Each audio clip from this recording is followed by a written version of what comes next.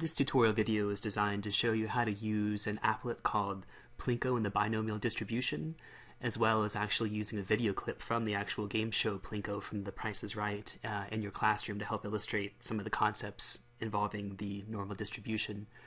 The applets, when you first click on it, the default settings are for the board to have 11 bins, and they're numbered 0 through 10 down here at the bottom.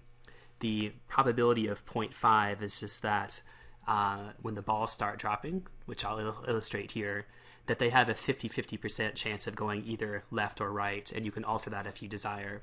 And then there's also a speed setting. The slowest setting is 1. You can speed that up if you're trying to generate a lot of outcomes very quickly.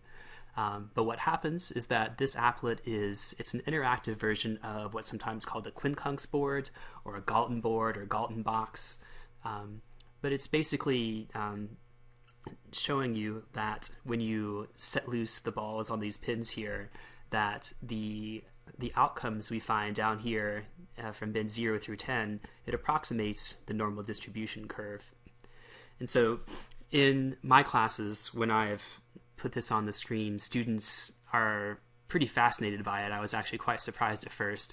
And then what happens is that the students tend to look at bin 0 and 10 to actually see if a ball will go left 10 times in a row or right 10 times in a row.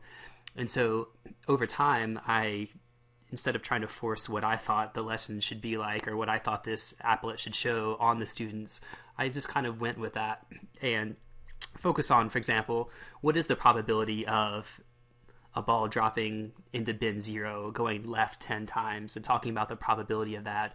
We're talking about the probability of a ball landing in bin 10, or much more complicated and perhaps beyond what the students have learned in their statistics and probability lessons is what would be the probability of a ball actually dropping in the middle bin here in bin 5.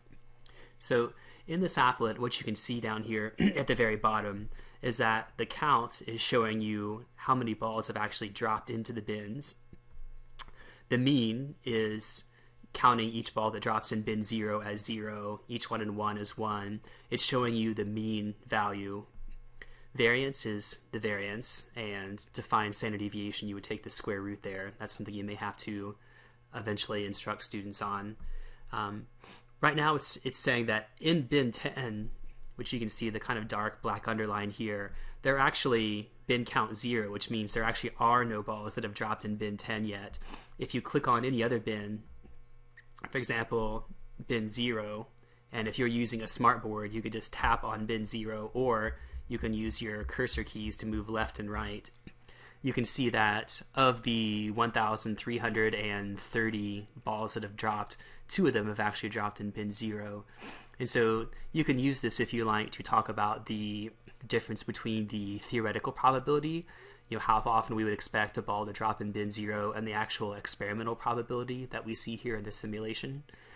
There's a lot of different directions this can go, and we can actually see as well down here that the experimental probability of a ball dropping in bin 0 is 0.125%, and so on as it changes as the simulation continues.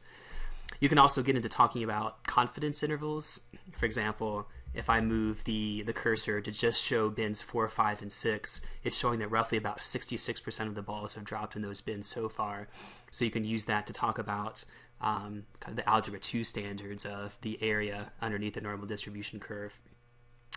So whenever you want students to focus on you and not on this, you can go and click the stop button, and all the balls that have already started dropping will continue falling through the board and drop into their bins. And then you can have students' attention to focus on what you like. The second part of the activity is I based it on the actual name of this applet, Plinko. There is a popular game on the long-running daytime game show The Price is Right called Plinko that's based on this idea of a Galton board. And so I found a clip on YouTube of a woman who was very successful at Plinko but using a very unorthodox strategy. And so this video, the clip is about 6 minutes long. I fast forwarded it to about 3:52, and I'll let it play here. What the video is showing is that the woman has 5 different chips, and she's trying to aim for the middle space there on the bottom of the Plinko board, which will earn her $10,000. And so you can instruct students to try and pay attention to where the contestant is aiming the chip or where she chooses to drop it, and try and make some connections between the applet that the students just saw and what actually happens on the Plinko board. So the contestant has 5 chips. The first one was not a success. And you'll find that students get very wrapped up and engaged in this as the contestant succeeds. Again, try and get students to focus on where the chip is being dropped on the board and to think about if the contestant is actually using the optimal strategy to play the Plinko game. A few other things to keep in mind is that as the video clip continues to play, you'll find that the Plinko board isn't exactly perfect or ideal in the way that the interactive applet is. Some students might notice that the chip actually moves horizontally, so it would move like left more than one pin at a time. And so there's another applet that I found that kind of shows you what might happen if that's the case. Maybe a little bit difficult to see in this video, but you can see as the yellow balls drop through this array that they do kind of tend to move sideways sometimes, like the chip does on a Plinko board. And so if you let this run long enough, you'll actually find that the pattern at the bottom here of the yellow balls dropping to the bottom of this, it actually will over time approximate a rough normal distribution. There are a few other tools that may be equally useful to you or maybe more useful than the original applet that I've shown you. One is from the Math is Fun website, and it gives you some of the same options as the original applet. You can choose to kind of weight or kind of skew the distribution by changing this slider. You can change the number of rows, and I'll let this one play and show you how it works. The idea is similar in that in this one it actually kind of shows you a number as to how many balls have dropped in that particular bin or that particular slot.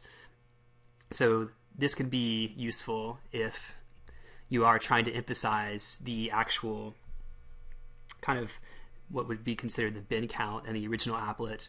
You can actually see here, because since it's a little slower, you can actually see over time the normal distribution curve taking shape. And there's another that was developed at the University of Virginia Center for Technology and Teacher Education. This one is a very similar idea. You can select the number of rows that you would like for it to start with, and similar idea with the balls dropping through the board. But with this one, one of the unique things about it, in addition to it showing the count of the balls dropping in each of the bins, you can actually point out that in this triangular array, you can see some connections with Pascal's triangle and how you can make some connections between the normal distribution and Pascal's triangle as well. So all of these are very useful applets. You may find them more or less useful depending on which course you teach and which topics you're trying to introduce, but I think all of these at some point you should consider in your repertoire.